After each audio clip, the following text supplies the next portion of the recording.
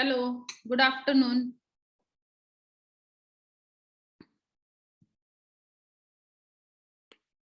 What about other students? Only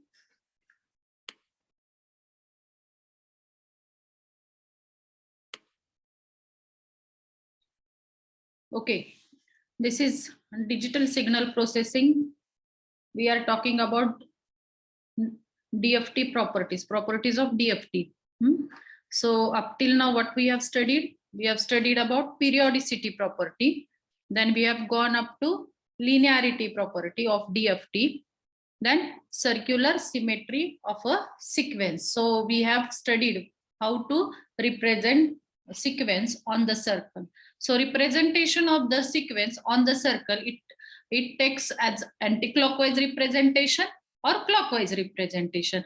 Anti-clockwise representation is called as a positive representation, whereas clockwise representation is called as a negative representation. Okay, so we have studied about linear representation using linear scale, and then circular representation by using a circular scale or representation on the circle of the sequence. So we have considered, we have gone through a shifting of the sequence.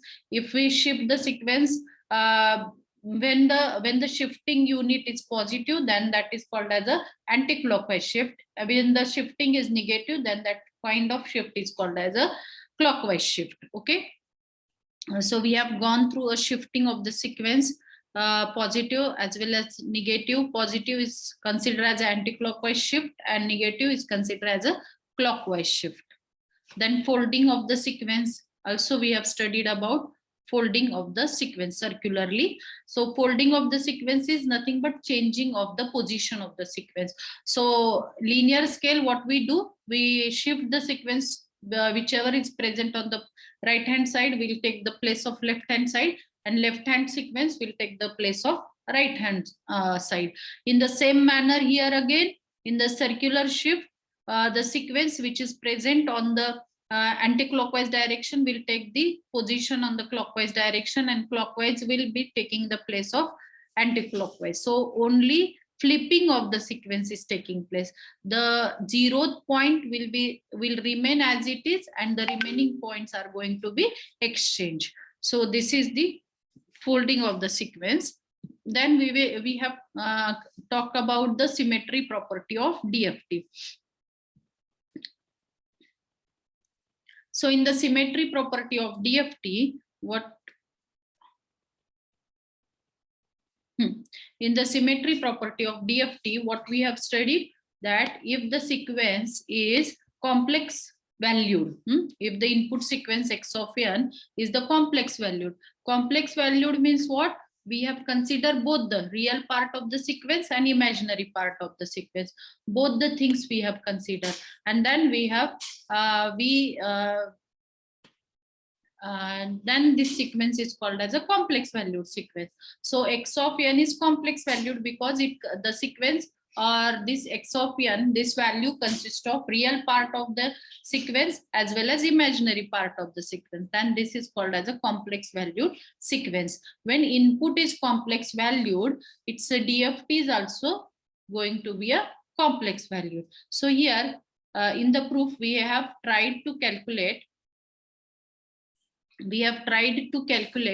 the x of k, where x of n is complex valued, because we want to show that if the input is complex valued, its corresponding DFT is also going to be a complex valued. So here we have calculated the DFT value. So x of k is the DFT value for x of n. So here x of n is complex valued, so we have substituted value of x of n. What is x of n? X of n consists of real part plus j into xi of n. Xi of n is the imaginary part. So it consists of both real as well as the imaginary part. So we have substituted for x of n, and then we have calculated the value. Here one more thing that we have done, this e raised to minus j 2 pi kn divided by capital N. This is a exponential part, a complex exponential. So this e raised to minus j theta, this is nothing but angle theta. So this we have represented in terms of cos and sine. So the equation now, it is being modified as cos 2 pi kn divided by capital N minus j sine 2 pi kn divided by capital N. So this is what we have done. We have substituted for e raised to, minus j 2 pi kn. We have substituted for e raised to minus j 2 pi kn divided by capital N. The value of this is represented in terms of sine and cos. So e raised to minus j theta, we know that it is represented as cos theta minus j sine theta. Here it is cos theta. Theta is nothing but 2 pi kn divided by capital N minus j sine 2 pi kn divided by capital N. That is, we have substituted here. So after substitution, we have performed the multiplication, and then we have collected the real terms together and imaginary terms together. And then we have shown that x of k, by taking the real term together and imaginary term together, here this is nothing but x of k. This is nothing but x of k, which is equal to summation. These are the real terms. These are the real terms which we have taken together. So these are the real term and these are the imaginary term. So those real and imaginary term are going to be represented by xr of k is representing the real terms of DFT values, xr of k, and xi of k, naturally it is representing the imaginary terms of DFT values. So xr of k and xi of k is represented here. Now with this we can say that x of k consists of two parts, that is xr of k plus j into xi of k. This xr of k is nothing but real part of DFT values, whereas xi of k is representing imaginary part of DFT values. Okay, so value of xr of k. What is the value of xr of k? By comparing the earlier equation, we can write down for xr of k. xr of k is nothing but summation n varies from 0 to n minus 1 xr of n cos 2 pi kn divided by capital N plus xi of n sin 2 pi kn divided by capital N. So this is going to be a real part of DFT values. This is going to be a real part of DFT values, and this is going to be a imaginary. This is kind of real part, and this is kind of imaginary part of DFT values. So here we have taken down that xr of k is the kind of real values in the DFT. This is kind of real values in the DFT, and this is the imaginary values in the DFT. So it is composed of x of k is composed of real part plus j into imaginary part. So this is representing imaginary part and this is representing the real part, right? So in the same manner, now if the DFT is complex value, then its a reconstructed signal will be of a complex value. So x of n is equal to xr of n plus j into xi of n. Their real part now is being calculated by using IDFT formula. So xr of n is the real part of input sequence, and the xi of n is the real part of the sequence which is in the time domain. So value of this is calculated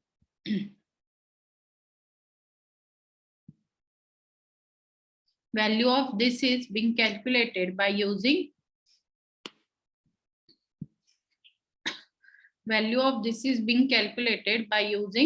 IDFT formula. So xr of n, have you taken down this? Xr of n is equal to 1 upon n summation k varies from 0 to n minus 1 xr of k cos 2 pi kn divided by capital N minus xi of k sin 2 pi kn divided by capital N. This is the real part of the sequence in the time domain, complex valued sequence in the time domain. Xi of n is the imaginary part of the sequence. So Xi of n is calculated by using IDFT formula, and the value of this is Xi of n is equal to 1 upon n summation k varies from 0 to n minus 1 xr of k sine 2 pi kn divided by capital N plus xi of k cos 2 pi kn divided by capital N. So this value is being calculated for xi of n, which is a IDFT values. So by using IDFT formula, we can find out similarly above we can find out xr of n and xi of n. These two values we can calculate by using IDFT formula, right? So now we will be moving for analysis of the sequence, DFT sequence as well as the input sequence.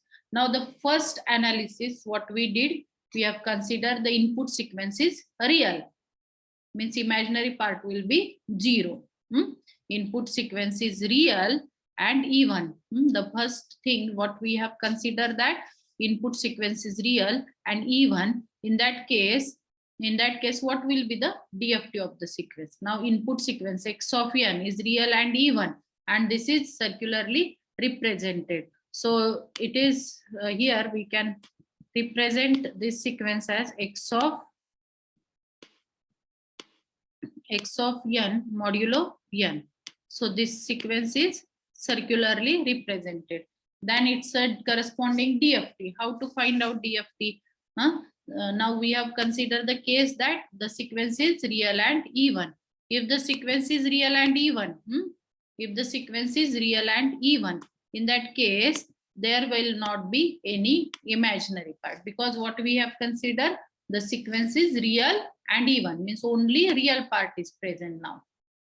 Imaginary part is going to be 0. So this imaginary part of input sequence, now here x of n is real and even, means it consists of only real values. That is, x of n will consist of only xr of n value. The xi of n value will be equal to 0, right? Xi of n, this is equal to 0, right? Xi of n, because we have considered the input sequence is real. We have considered the input sequence is real. Now the further the input sequence is real and even. The second part what we have considered, that input sequence is even. After real, what we have considered, the input sequence is even.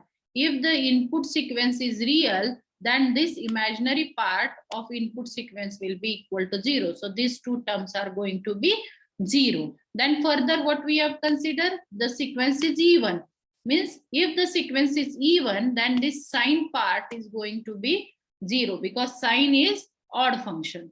Sine is odd function. So only one part will be remaining, that is xr of n cos 2 pi kn divided by capital N, because we have considered that input sequence is real and even.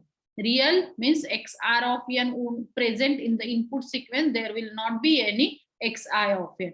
If the sequence is real and even, only this particular part will be present and the remaining will be equal to 0. So here it is represented that if the here real and even sequence, x of k, which is equal to only this is the output. So x of k directly we can find out by using this equation. We need not to go for an entire x of k equation. By using this particular equation, you can directly find out x of k.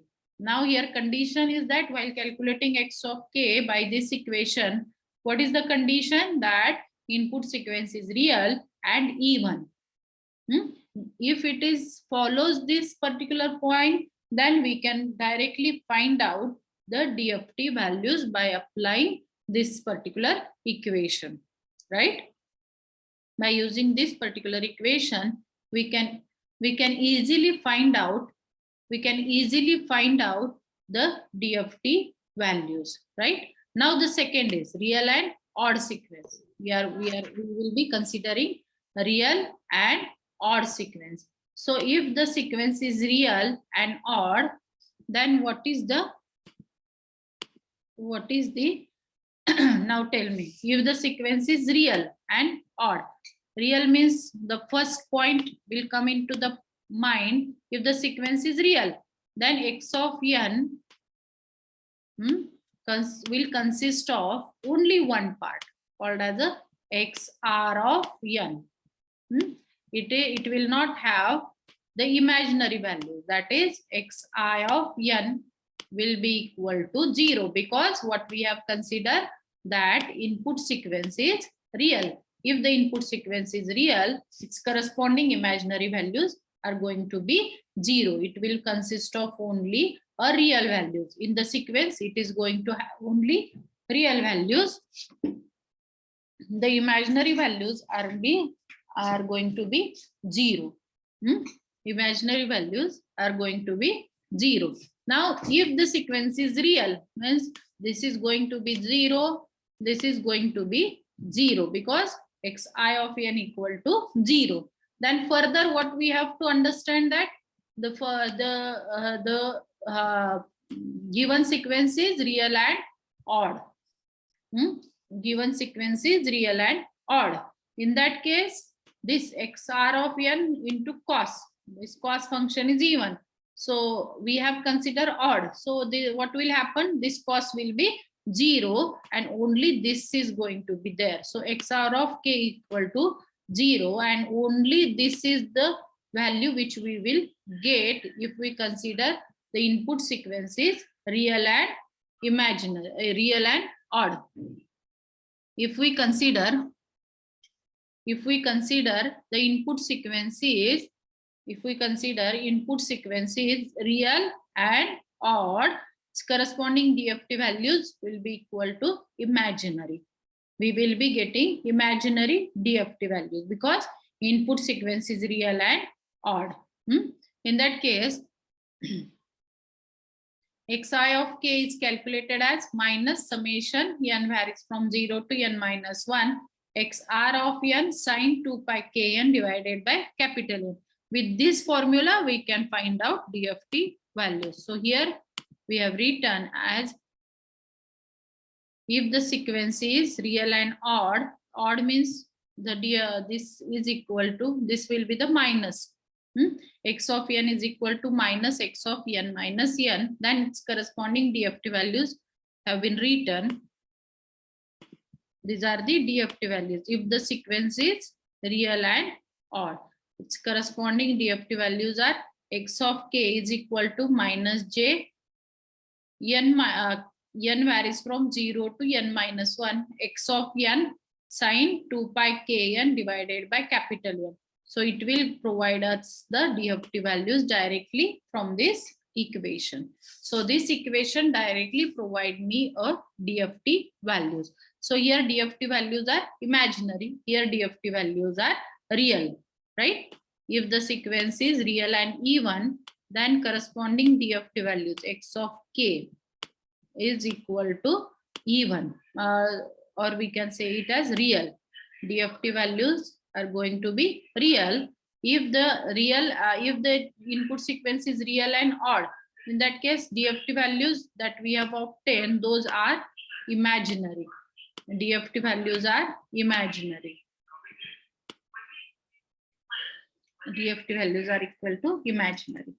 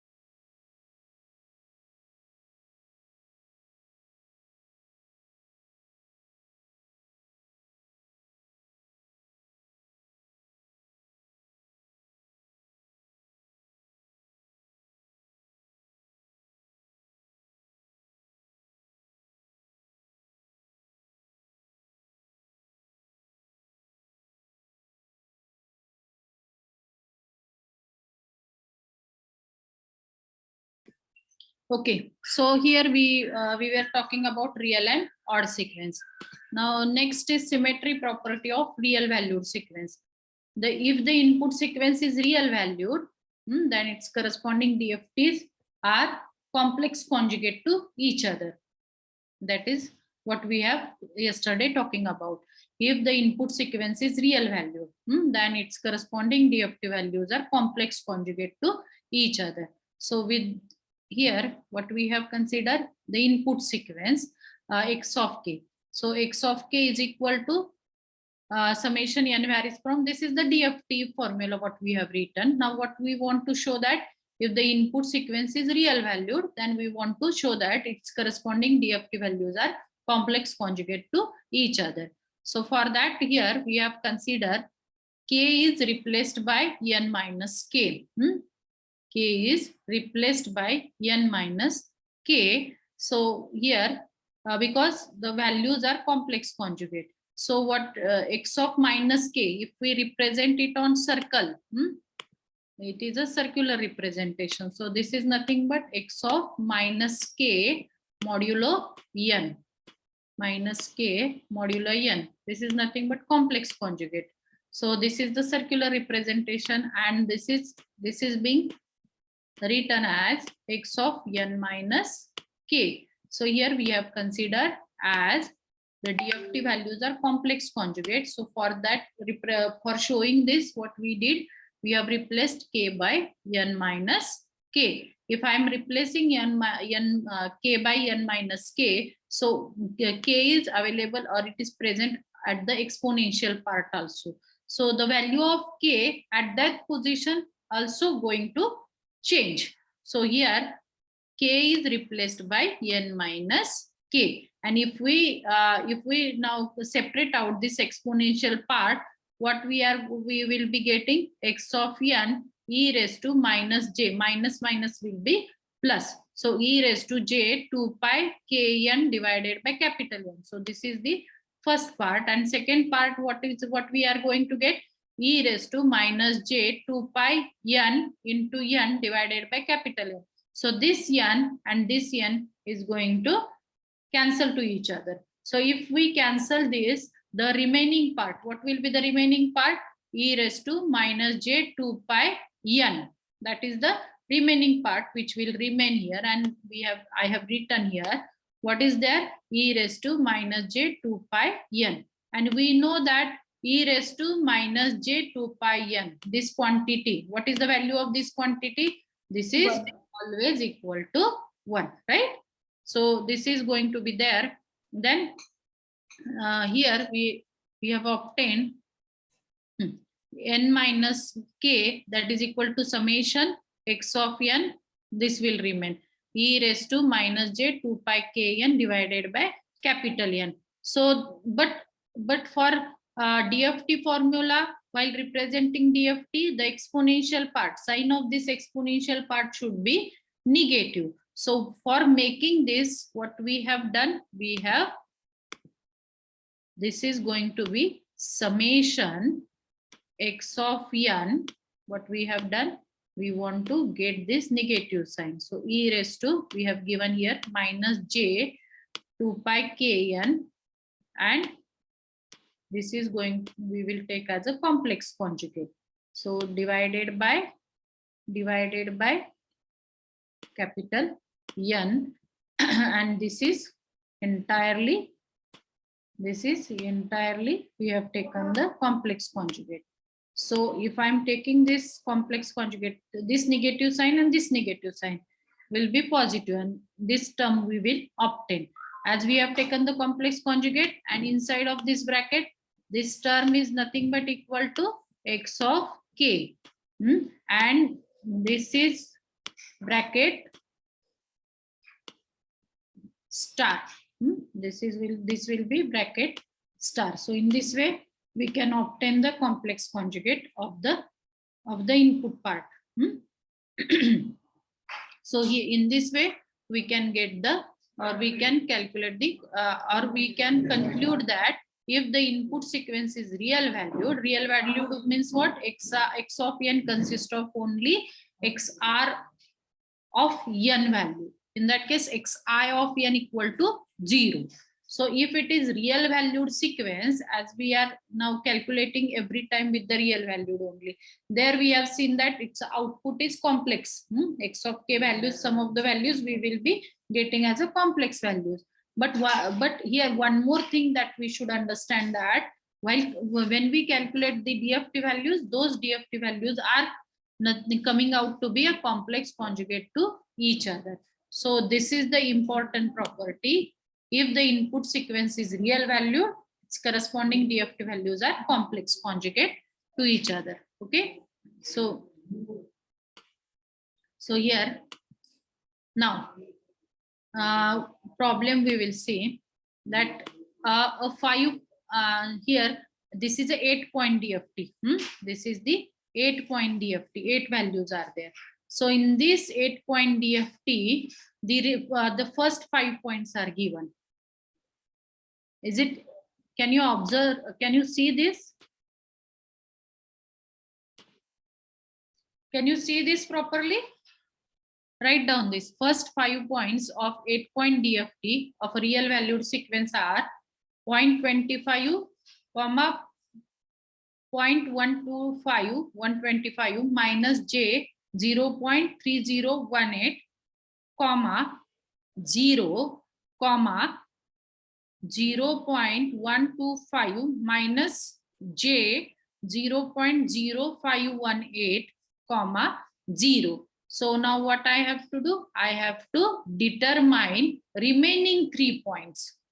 I have to determine remaining 3 points. So here we will be using property called as a real valued sequence. So if the input sequence x of n is real valued, then its corresponding DFT values are of complex conjugate to each other. So its corresponding DFT values are complex conjugate to each other. So this property now we will be using for calculation of remaining 3 points. So let us see here.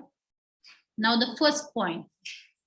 First point is x of 0 equal to 0.25. The second point, this is x of 1. What is that? 0.125 minus j 0.3018. This is the second point. Then x of 2 is 0.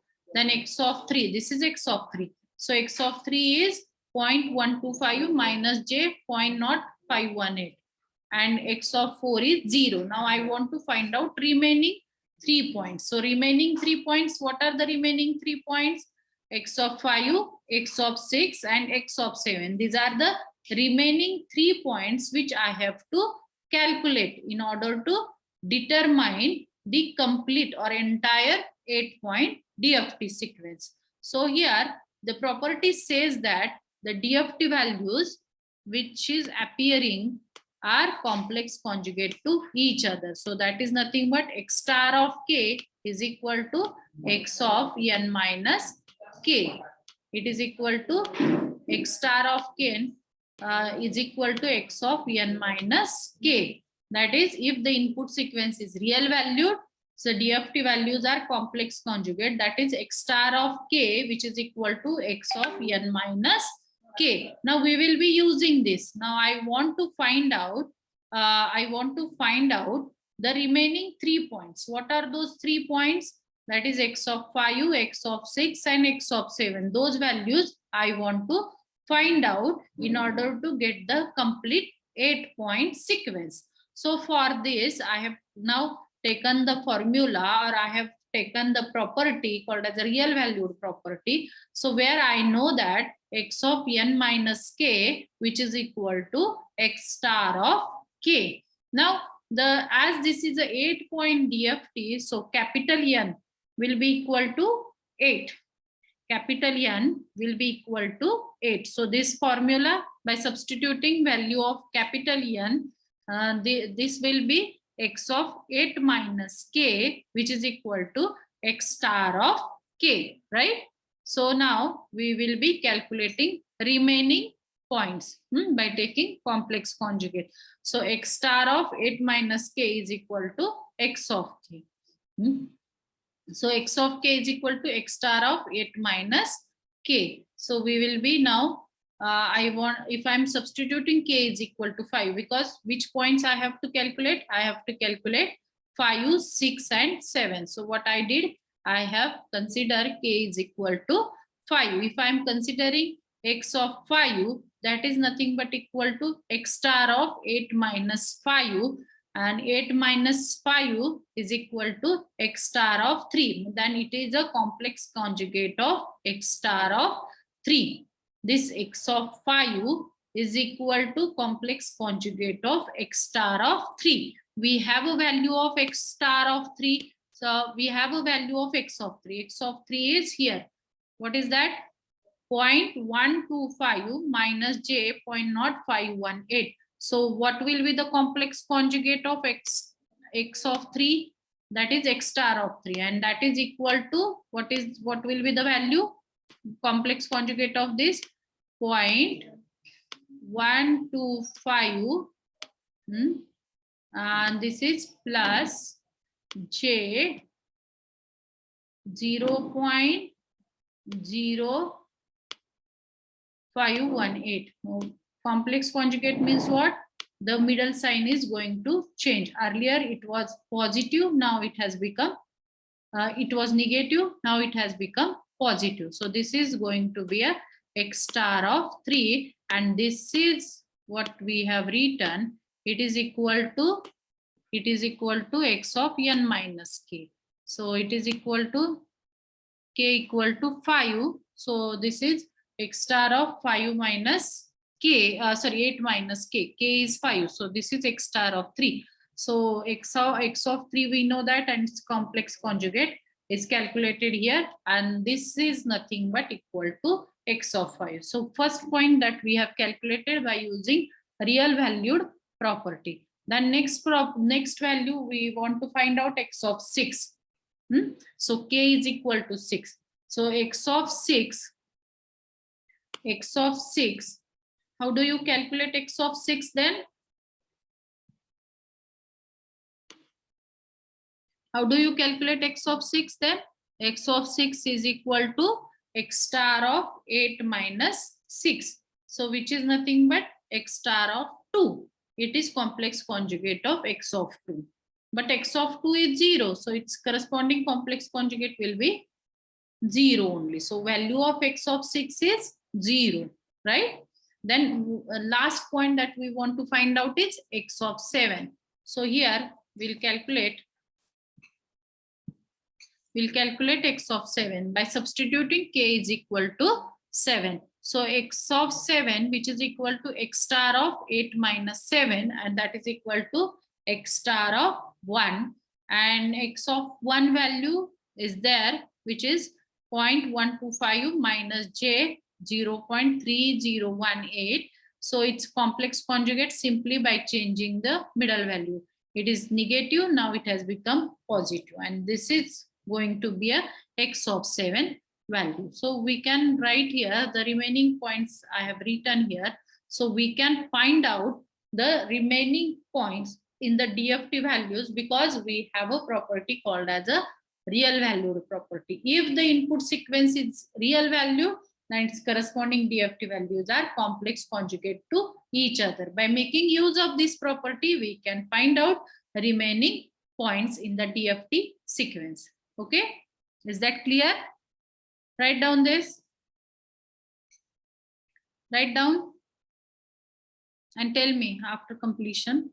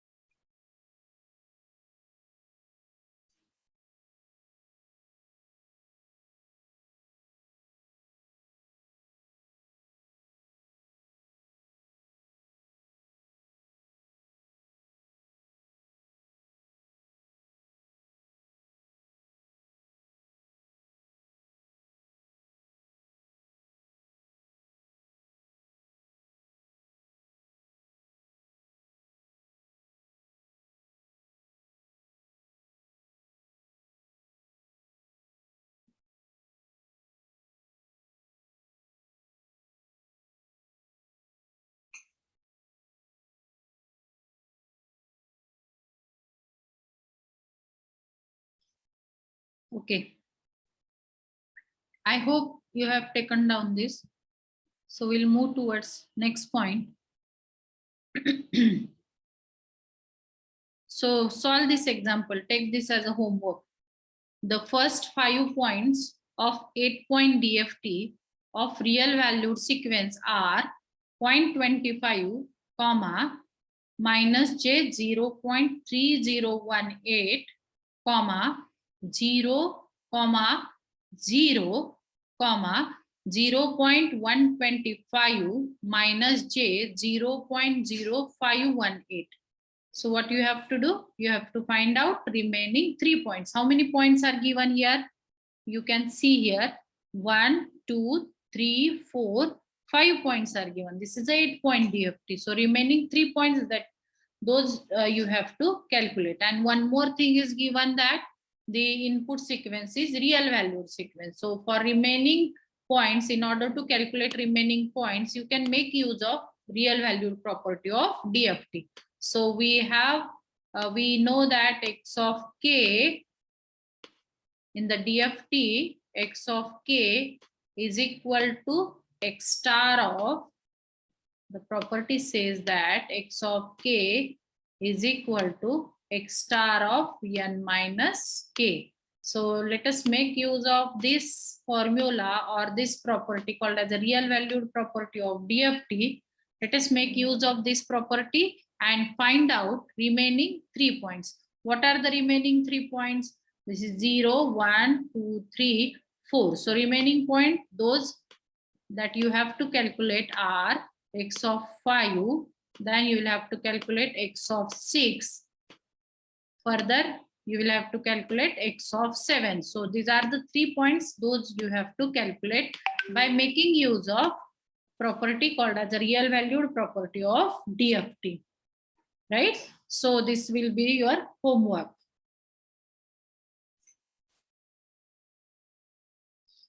Okay, so the important property called as a circular convolution or multiplication of 2 DFTs. This is very important property. So this property we will study in the tomorrow's lecture. This is very, very important property and it will take complete 1 hour to understand. So we will take this property tomorrow, right? So we will stop here for today's lecture.